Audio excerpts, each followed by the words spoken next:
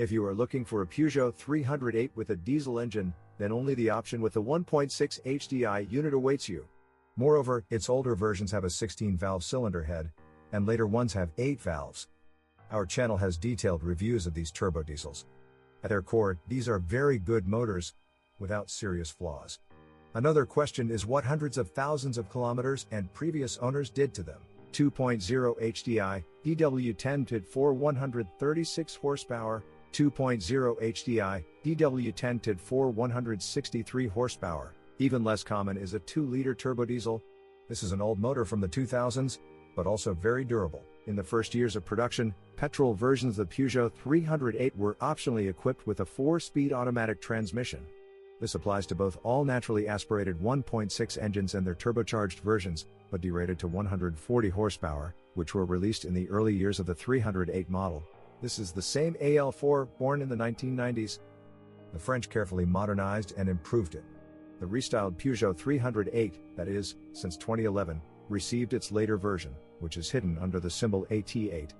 By the way, some fans of the Peugeot 308 sincerely believe that the restyled cars are equipped with a ZF automatic transmission. This is wrong.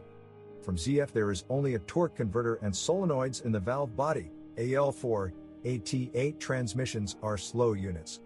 Yes, they are cheap to repair, but you have to invest in rebuilding them every 100,000 kilometers. Automatic transmission AT6, OFF6F25. Most turbocharged Peugeot 308s are equipped with a completely different automatic transmission, the Japanese Aisin TF-70SC. This transmission on Peugeot is designated AT6. This is an excellent unit that has proven itself well. Fast, reliable, tenacious. By the way, a 6-speed automatic can be installed instead of the old 4-speed on naturally aspirated petrol Peugeot 308s. You need to do a little magic with the engine compartment wiring. Install a transmission support specifically for the Aisin unit by axle shafts or change the internal grenades of old drives. In general, the amount of rework is small and the costs are quite reasonable. EGS6, paired with the 1.6 HDI turbo diesel, is the EGS6 robotic transmission. Also thoughtful and slow but quite reliable and inexpensive to maintain. True, there are few specialists in its repair. The Peugeot 308 suspension is extremely simple. McPherson strut in front, beam in the rear. But let's start with the steering rack. It is hydraulic and, in principle, reliable. It happens that when driving through potholes, knocks and impacts appear that reverberate through the steering wheel. Vibration also appears at high speed. All this indicates wear of the steering rack, namely its internal bushings. Bushings never just wear out. This always happens due to moisture getting into the rail through its anthers. Therefore, if you do not want to remove the rack and send it for repair, never skimp on boots. If corrosion has severely damaged the rod, then the entire steering rack will have to be replaced. Let's talk about the front control arms, which look like boomerangs. All their components, that is, silent blocks and ball joints, are sold separately. Even the original silent blocks cost $10, and the ball one costs $40. Front shock absorbers and their support bearings last about 100,000 kilometers. The shock absorber strut supports may knock and squeak at 100,000 kilometers, but the original ones cost $30.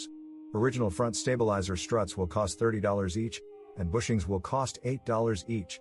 It is better to spend money on the original, which lasts more than 50,000 kilometers. In the rear suspension, the beam silent blocks have to be changed. They last about 100,000 kilometers. They are different for the hatchback and station wagon. They cost $13 and $30, respectively. An interesting feature of the Peugeot 308 rear brake discs is that they have wheel bearings pressed into them. Therefore, an original brake disc for the rear axle will cost $150. Good replacements are half that price. The Peugeot 308 is most often found in a hatchback body. There is also a station wagon and a coupe convertible. There is no need to worry about the body. Yes, the paint will chip, but the exposed steel will not rust. The front fenders are completely plastic. The bumpers are quite durable and installed firmly, as this is important in the homeland of these cars, in France. In big cities, people park literally by ear, which is why special requirements are placed on bumpers. They, of course, get scratched, but nothing more. They don't crack or fall off. The huge lampshades of the headlights naturally become cloudy and become chipped. In most cases, such cosmetic defects are eliminated by polishing and armoring the headlights. Sometimes water appears in the Peugeot 308 spare wheel well. It can get here through shrinking headlight seals, through loose ventilation grills that are hidden behind the sides of the bumper, and also through leaky sealant between body panels. This place is located in the rear door opening near the gas strut mounts. Peugeot 308 hatchbacks from the first years of production had a problem with the rear window cracking. It simply burst, becoming covered with cracks all over the area. This was due to overvoltage in the rear window, i.e. not caused by any external factors. During the warranty period, the rear windows were re-glued under warranty. However, the rear window still breaks and crumbles on pre-restyling 308 hatchbacks. From the outside it looks like someone threw a stone at him. This happens both while the vehicle is moving and when it is stationary.